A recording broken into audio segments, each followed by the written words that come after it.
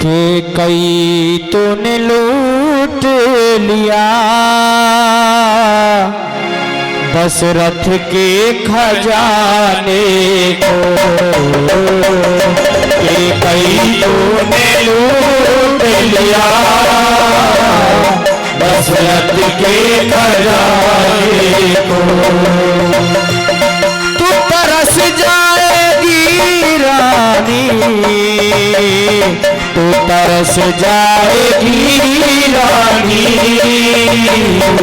अब अपनी सजाने को, कि कई तूने लूट लिया दशरथ के खजाने को।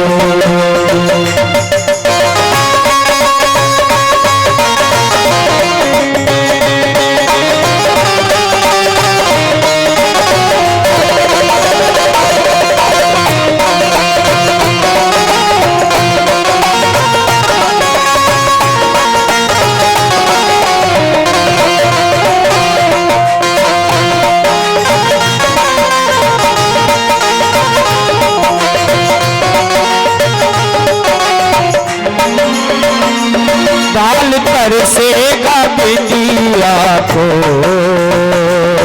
आँख तरसेगी खजरे को, दाल तरसेगा बिटिया को, आँख तरसेगी खजरे को, हाथ तरसेंगे कांगन को, बाल तरसेंगे गजेरे को। तू तरस जाएगी रानी, तू तरस जाएगी रानी, सबसे मिलने मिलाने को, कि कहीं तूने लूट लिया दशरथ के खजाने को।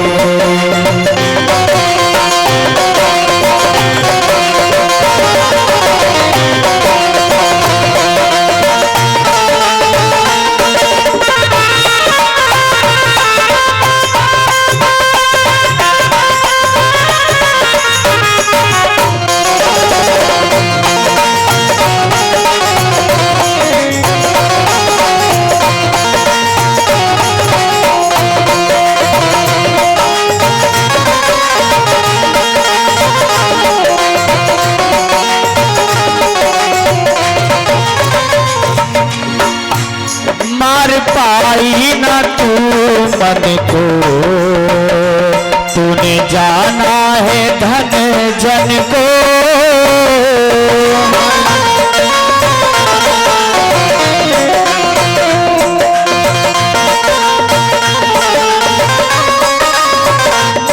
मार पाई ना तू मन को, तूने जाना है धन जन को, रघुकुल के जीवन राम है, तूने भेजा है उनको बन को, तूने रास्ता चुना रानी, तूने रास्ता चुना रानी, सीधे नरक जाने का, कि कई तूने लूट लिया दशरथ के खजाने को।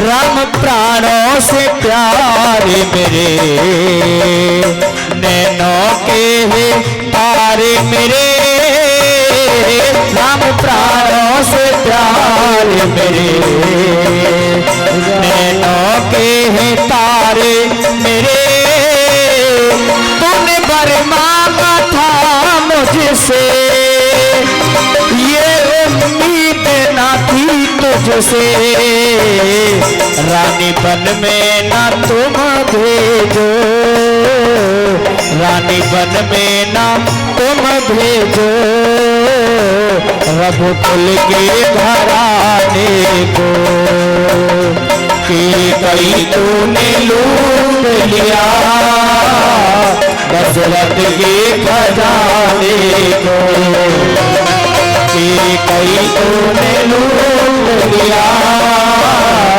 दशरथ के खजाने को।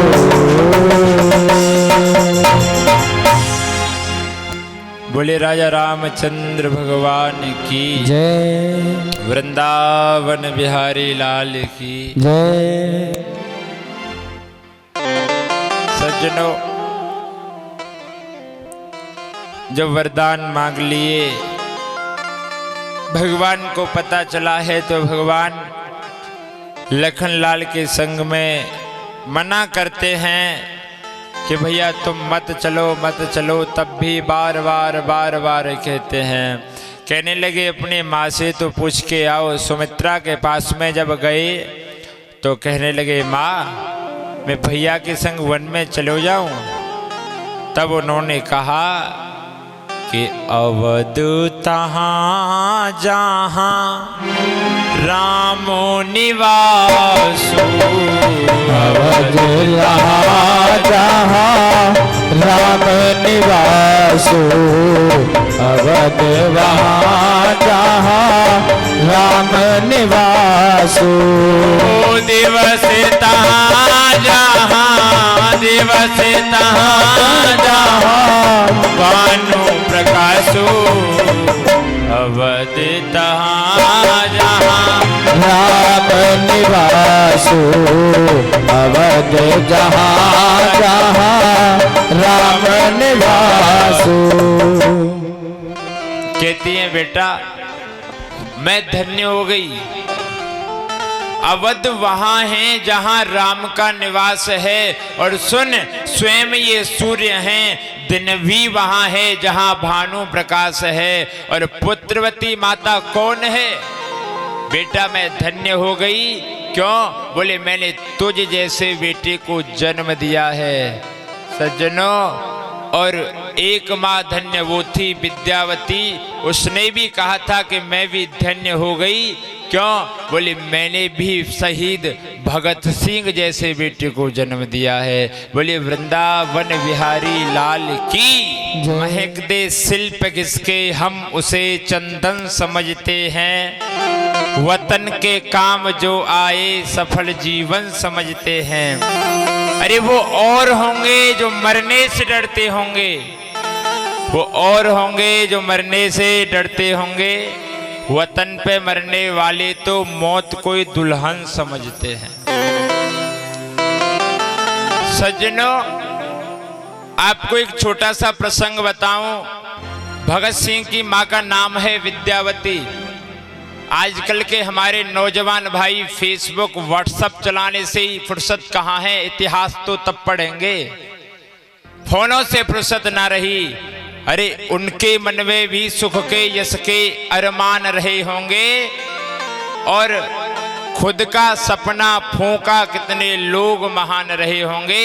अगर हमारे देश में उन वीरों के द्वारा आजादी आई, जिस वजह से हम ये कथा कर पा रहे हैं। सरहद पर हमारे फौजी भाई, हमारे देश के वीर जवान खड़े हैं। अगर वो बंदूक लेकर के न खड़े रहें, मां भारती की एक हाथ में माला है तो एक हाथ में भाला भी है। भगवान भोलेनाथ भक्ति करते हैं तो त्रिशूल भी रखते हैं, बोले अपनी रक्षा के लिए। अगर वो वहां न खड़े रहें तो हम यहाँ कथा न कह पावे और ये भक्ति हम लोग न कर पावे। भगत सिंह की मां गई कि बेटा तू अपनी जवानी को यूं बर्बाद किए देता है, तू अपना विवाह कर ले बेटा, अपनी शादी कर ले। तो भगत सिंह ने कहा कि माँ आजादी की दुल्हन माँ, मौत की चुंदरी ओढ़े तेरे घर आएगी, दिन रह गए हैं थोड़े। भगत सिंह की माँ विद्यावती कहती है कि बेटा विवाह कर ले। तो भगत सिंह ने कहा कि माँ मेरा विवाह मौत के संग होने वाला है। भगत सिंह की माँ विद्यावती आई और कहने लगी सखियों आओ गीत गाएंगे, आओ भजन गाएंगे। तो उन औरतों ने कहा कि देखो तो सही ये बावली हो गई है। उसने कहा देश में बर्बादी है, लाले माँ की आज़ादी है, आओ बहनों गीत गाओ मेरे भगत की शादी है। राम प्रसाद बिस्मिल, इतिहास पढ़ा होगा तो सुना होगा, बहुत अच्छे गजल लिखने वाले हुए, शायर हुए हैं। अंग्रेजों ने कहा कि भाई राम प्रसाद तू ऐसा कर, अपनी जवानी को जेल में बर्बाद किए देता है कि तू हमारे साथ शामिल हो जा। तो उन्होंने उत्तर दिया कि सुन जेलर, ए जेलर, मेरा हर एक जवाब, मेरा हर एक शेर तेरे हर उस जवाब से अच्छा होगा। और तू अपनी आंखों से देखना जालिम, मेरा जनाजा भी तेरी बारात से अच्छा होगा। और सुन तू कहता है कि मैं अपनी जवानी को जेल में बर्बाद किए देता हूँ। तो उन्होंने कहा कि सरफरोशी की तमन्ना अब हमारे दिल में है, देखना है जोर कितना बाजू एक कातिल में है। वक्त आने दे बता देंगे तुझे ए आसमां, हम अभी से क्या बताएं क्या हमारे दिल में है। सज्जनों इतने इतने धीर पुरुष हुए। लक्ष्मण की माँ ने सुना कि बेटा राम जी के संग जाने के लिए कह रहा है। तो कहने लगी कि पुत्रवती जोवती जग सोई, पुत्रवती जोवती जग सोई, पुत्रवती जोवती जग सोई। रघुपति भगत, रघुपति भगत जासु सुत होई, पुत्रवती जोवती जग सोई, पुत्रवती जोवती जग सोई। कहने लगे कि बेटा आज मैं धन्य हो गई। और माताओं पुत्रवती माँ तो वही है। श्रीमद् भागवत में बताया है कि गुरु न सस्यात, स्वजनो न सस्यात, पिता न सस्यात, जननी न सस्यात। उस गुरु को गुरु नहीं कहा गया जो इस संसार में आने के बाद में मुक्ति का मार्ग न बतावे। बोले उस माता को माता नहीं कहा गया। माँ को तो ये प्रयास करना चाहिए कि बेटा अब मेरी गोद में आ गया, इसके बाद में इसे किसी और की कोख में जाने की आवश्यकता ना पड़े। पुत्रवती जोवती जग सोई, इस संसार में पुत्रवती माँ वही है। बोले कौन?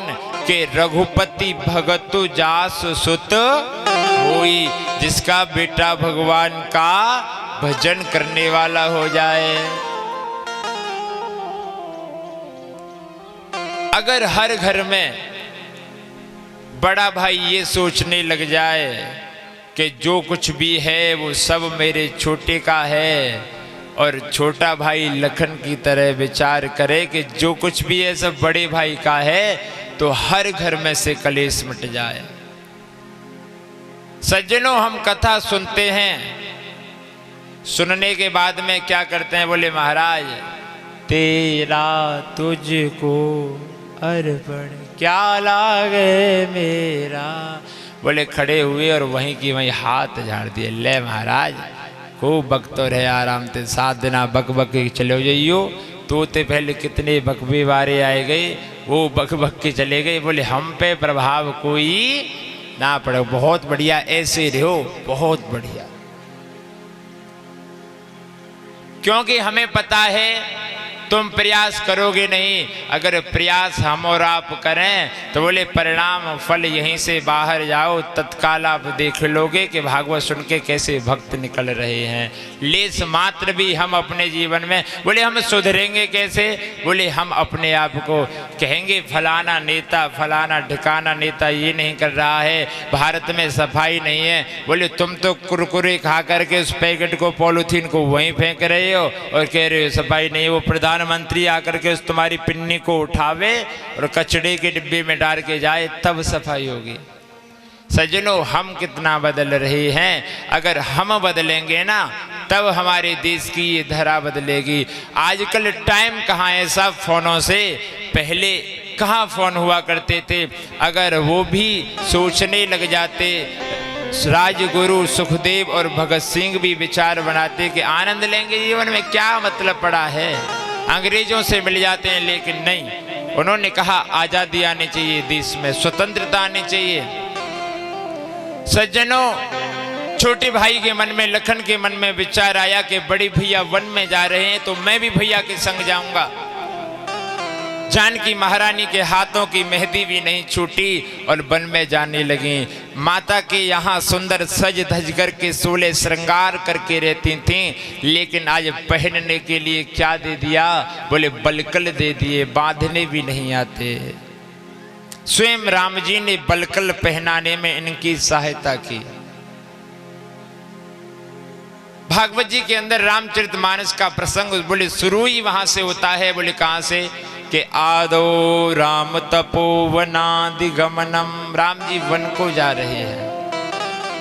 अयोध्यावासी बार बार रोकने का प्रयास कर रहे हैं, कहते हैं हम भी जाएंगे हम भी जाएंगे, लेकिन भगवान सभी को सोते हुए रास्ते में छोड़ करके चले गए। भगवान ने जाकर राम वन में गए, गंगा को पार किया, केवट पर भगवान ने कृपा करी।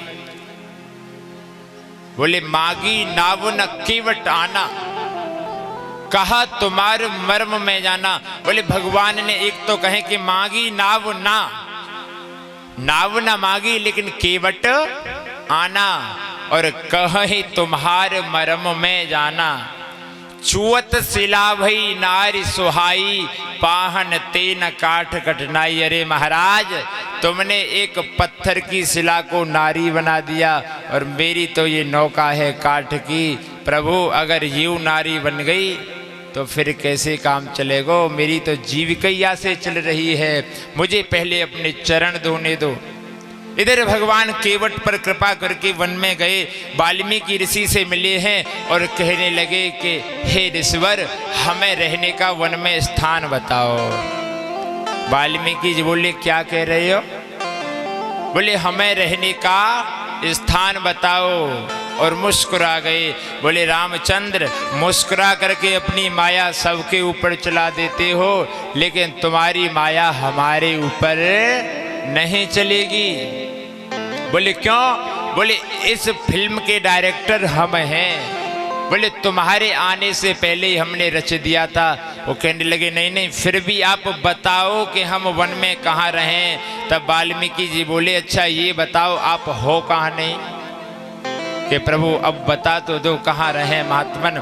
तब कहा जाओ और जाकर के पंचवटी पर रहो।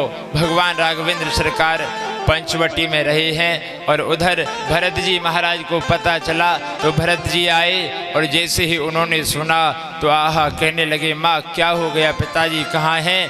कीकई बोली कि कछुक काज विधि बीच बिगारी, सुरपति भूपति पुर पगधारी। बेटा बहुत कुछ नहीं हुआ है, मात्र थोड़ा सा कार्य विधि ने बिगाड़ दिया, विधाता ने बिगाड़ दिया। बोले क्या, बोले तुम्हारे पिताजी पुर पग धारी। कहने लगे पिताजी चले गए और तू कहती है कि बस थोड़ा सा कार्य विधाता ने बिगाड़ दिया। कहने लगे कि जननी तू जननी भई, विधि सम कछुना बसाय। कहने लगे हे माँ, तू अपनी माँ जैसी हो गई, कि अपनी माँ जैसी के हाँ, कि एक तेरी माँ ने अपनी हट के कारण अपने पति के प्राण ले लिए, और तूने भी अपनी हट के कारण पिताजी के प्राण ले लिए। सज्जनों भगवान, और देखिए ये जो भरत है ना, ये भक्ति योगी भरत हैं। हमारे देश का नाम भारत वर्ष भरत के ही नाम पर पड़ा है। बोले भरत कितने हुए? बोले एक भरत हुए कर्मयोगी, शकुंतला और दुष्यंत के पुत्र भरत, और एक भरत हुए ज्ञान योगी। बोले जड़ भरत जी महाराज ऋषभदेव के पुत्र, और एक भक्त हुए हैं, एक भरत हुए हैं भक्ति योगी। बोले कौन? के राम जी महाराज के छोटे भाई भरत। उन्होंने तो कहा है कि वंदौ प्रथम भरत के चरणा। सज्जनों पहले भरत के चरणों का वंदन किया गया। ऐसा संत कहते हैं कि जब भरत वन में जा रहे हैं तो राम जी जब वन में गए तो उनके कांटे लगते गए, महाराज धूप सहन करते जा रहे हैं। लेकिन जब भरत वन में जा रहे हैं तो शीतल मंद सुगंध समीर चलने लगी, रास्ते स्वतः ही साफ हो जाते हैं, धूप निकलती है तो घटाएं आकर के छाया करने लग जाती हैं। इतने संत हैं ये भरत। सज्जनों भगवान वन में गए, आदो राम तपो वनादि गमनम हत्वा मृगम कांचनम। बोले क्या देखा? बोले सोने का हिरण। बोले किसने देखा? सीता मैया ने। तो वहां क्या हुआ? वैदेही हरणम, सीता मैया को हर करके रावण ले गया। जटायु मरणम, जटायु को मार दिया। वैदेही हरणम जटायु मरणम। आदो राम तपो वनादि गमनम हत्वा मृगम कांचनम। वेदेही हरणम जटायु मरणम सुग्रीव संभाषणम। बोले सुग्रीव से संभाषण हुआ। बाली निग्रहणम समुद्र तरणम, भगवान ने बाली का उद्धार किया। समुद्र पर पुल बांधा, समुद्र तरणम लंकापुरी दाहनम। हनुमान जी महाराज ने लंका को जलाया। और उसके बाद में भगवान राघवेंद्र सरकार ने रावण का और कुंभकर्ण का उद्धार कर दिया। बोले राजा रामचंद्र भगवान की जय, वृंदावन बिहारी लाल की जय। ओ तुमको रामायण की रेल में घुमाए दऊं रे भैया, तुमको रामायण की रेल में घुमाए दो रे भैया। तुमको रामायण की रेल में घुमाए दो रे भैया। तुमको रामायण की रेल में घुमाए दो रे भैया। घुमाए दो रे भैया, बैठाई दो रे भैया। घुमाए दो रे भैया, बैठाए दो रे भैया। तुमको रामायण की रेल में घुमाए दो रे भैया। तुमको रामायण की रेल में घुमाए दो भैया। छंद सोरठा है स्टेशन चौपाइन के भैया। छंद सोरठा है स्टेशन चौपाइन के भैया। और राम नाम को इंजनिया में, राम नाम को इंजनिया में 8 खंड के डिब्बा। तुमको रामायण की रेल में घुमाए दो रे भैया। तुमको रामायण की रेल में घुमाए दो रे भैया। वो स्वयं राम जी बने ड्राइवर गार्ड लक्ष्मण भैया। तो स्वयं राम जी बने ड्राइवर गार्ड लक्ष्मण भैया। और DTI बने हनुमान की बेटी सीता मैया। तुमको रामायण की रेल में घुमाए दो रे भैया। तुमको रामायण की रेल में घुमाए दो रे भैया। बोले राजा रामचंद्र भगवान की, वृंदावन बिहारी लाल की जय। सज्जनों भगवान ने रावण का उद्धार किया। और उसके बाद में कहते हैं सीता मैया की अग्नि परीक्षा हुई। नहीं, अग्नि परीक्षा नहीं हुई है। बोले असली सीता को वापस आना है और छाया को अग्नि में जाना है। बोले भगवान ने पहले ही सीता मैया को कहा कि जब तक करो निशाचर नासा, तब तक करो अग्नि में वासा। बोले जब तक मैं निशाचरों को मार करके आऊं तब तक तुम अग्नि में ही रहो। भगवान ने, और देखिए भगवान जीत करके रथ पर बैठ करके जा रहे हैं, तो कहा कि हनुमान जी चलो तुम्हारी मैया से भी मिलते चलें। और जैसे ही अंजना माँ के पास में गए, अंजना माँ ने कहा वाह मूर्ख आ गए। अब तो कहने लगे मूर्ख कि हाँ। बोले कौन है मूर्ख? बोले प्रथमो जानकी मूर्ख। अंजना मैया बोली पहली तो मूर्ख जानकी थी। क्यों? अरे बताओ, एक सोने के हिरण में है, सोने का कहीं हिरण होता है? बोले द्वितीयो रघुनंदना, और दूसरे मूर्ख ये रघुनंदन। अरे ये तो मायापति थे, इनको तो पता था कि सोने का मृग नहीं होता है, फिर भी ये उसके पीछे गए। बोले तृतीयो, प्रथमो जानकी मूर्ख, द्वितीयो रघुनंदन, और तृतीयो रावणो मूर्ख, और तीसरा मूर्ख था वो रावण, और चतुर्थो मम नंदना। अरे मेरे बेटा ने, ये चौथा मूर्ख था, मेरे दूध को लजा दिया, इसने मेरे दूध को लजा दिया, तुमको जाना पड़ा। और कहा देखो राम, मेरे दूध की ताकत देखना चाहते हो? तो अंजना माँ ने जैसे ही अपने आंचल से दूध की धार मारी, तो महाराज 7 पर्वतों को चीरती हुई वो धार पार चली गई।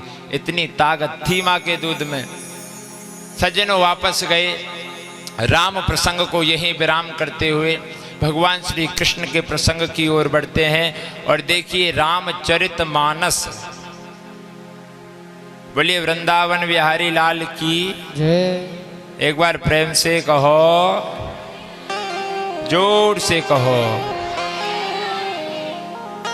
एक बार पूरे धर्मों के कहा कि हिंदू धर्म, मुस्लिम धर्म, ईसाई धर्म और बौद्ध धर्म। बोले ये जो पंथ हैं, धर्म तो केवल व केवल सनातन है।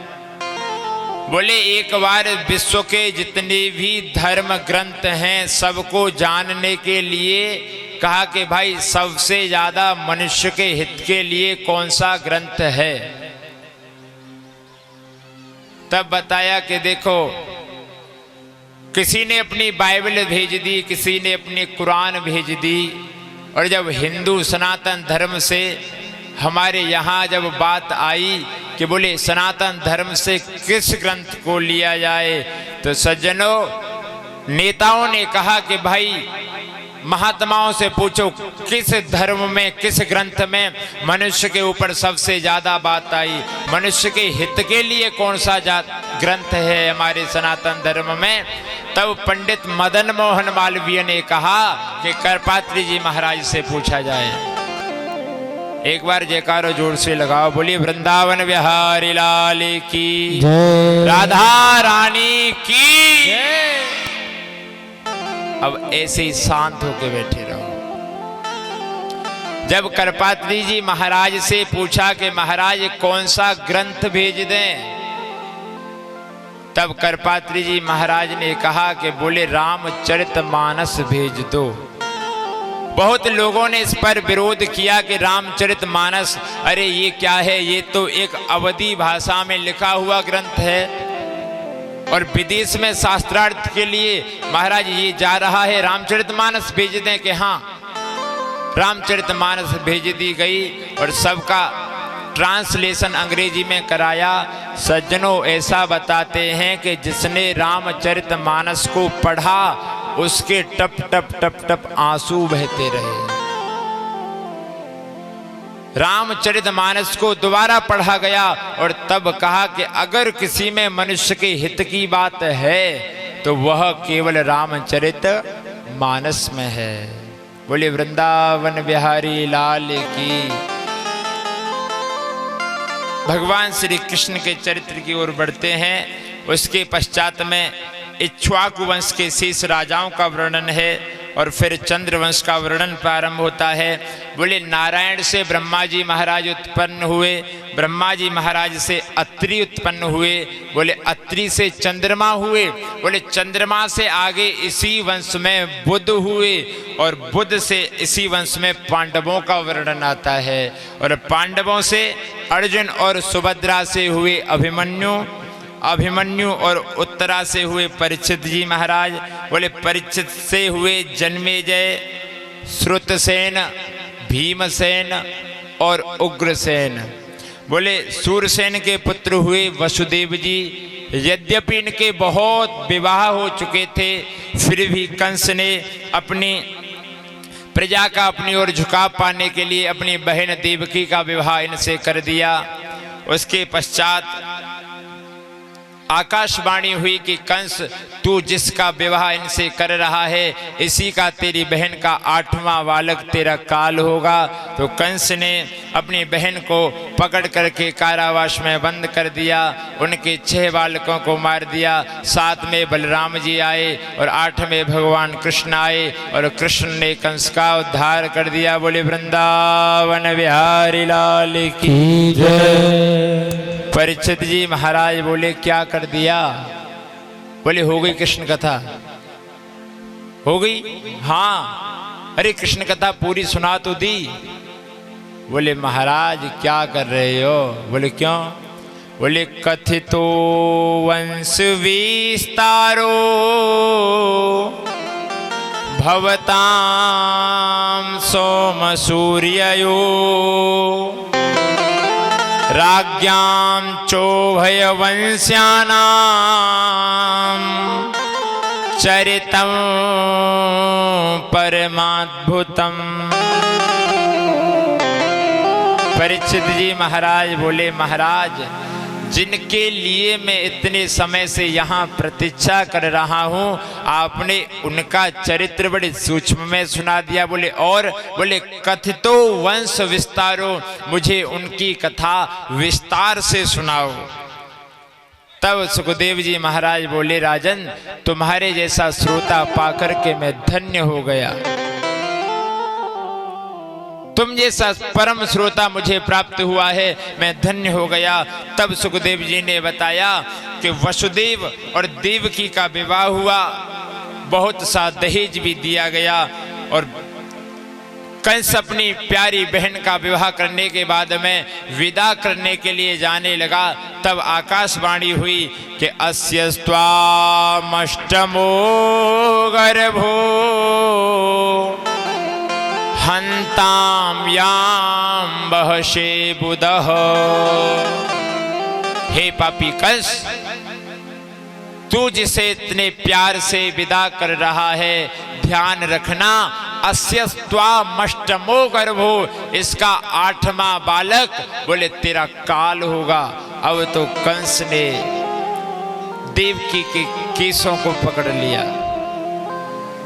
और जैसे ही मारने के लिए तलवार निकाली, वसुदेव जी महाराज ने कहा मैं तुम्हें वचन देता हूं कि इनकी जो भी संतान होगी मैं तुम्हें सौंपता चला जाऊंगा। वसुदेव और देवकी को कारावास में बंद कर दिया। सज्जनों, वसुदेव और देवकी के पहली संतान हुई। लेकर के जैसे ही वसुदेव जी कंस के पास में पहुंचे और कंस उस बालक को देख करके हंसने लगा और कहता है अरे ये मांस का लोथड़ा मेरा क्या बिगाड़ लेगा, और मुझे पहले बालक से काम नहीं है, मुझे तो 8वां बालक चाहिए। और लौटा दिया, वापस भेज दिया। और महाराज एक पापी के मन में दया उत्पन्न हो गई। नारद जी आए, नारद जी ने कहा भाई ये तुम क्या कर रहे हो, तुमने इसे वापस क्यों भेज दिया? बोले नारद जी हमें तो 8वें से काम है ना, हमारी मृत्यु तो 8वें के द्वारा होगी। तो नारद जी ने एक अष्टदल कमल बनाया और कहा कि राजन बताओ इसमें से कमल की पहली पंखुड़ी कौन सी है और आखिरी वाली कौन सी है। तब कहा कंस ने कि कोई भी पहली हो सकती है और कोई भी 8वीं हो सकती है, कि ठीक उसी प्रकार तुम्हारी मृत्यु पहले के द्वारा भी हो सकती है और 8वें के द्वारा भी हो सकती है। कंस को क्रोध आया और कंस ने जाकर के उस बालक को लेकर के सज्जनों एक पत्थर की शिला पर पटक दिया। धीरे धीरे 6 बालकों को मार दिया। 7 में बलराम जी महाराज गर्भ में आए तो भगवान ने योग माया को आदेश दिया कि जाओ और जाकर के इन्हें रोहिणी के गर्भ में भेज दिया। और ऐसा लगा कि मानो देवकी का गर्भ खंडित हो गया हो। सज्जनों, जब भगवान गर्भ में आने वाले हैं ना, तो देखो गर्भ भी एक बार भगवान के पास गया रोता रोता, बोला भगवान, हर महात्मा, हर कथावाचक, हर व्यक्ति कहता है कि गर्भपात समम दुखम न भूतो न भविष्यति। बोले गर्भ में जाने के बराबर दुख ना तो पहले होता है और ना बाद में होता है। हर कोई केवल यही सिखाता है, बोले गर्भ में न जाना पड़े ऐसा उपाय करो, गर्भ में न जाना पड़े ऐसा उपाय करो, बार बार जन्म न लेना पड़े, गर्भ में न जाना पड़े ऐसा उपाय करो। तो बोले हमें बनाया किस लिए था? तब भगवान बोले कि देखो एक दिन वो आएगा कि देवता भी तुम्हारी स्तुति करेंगे। और आज देवताओं ने सुंदर भगवान के आने से पूर्व में ही गर्भ की स्तुति की है। किस प्रकार?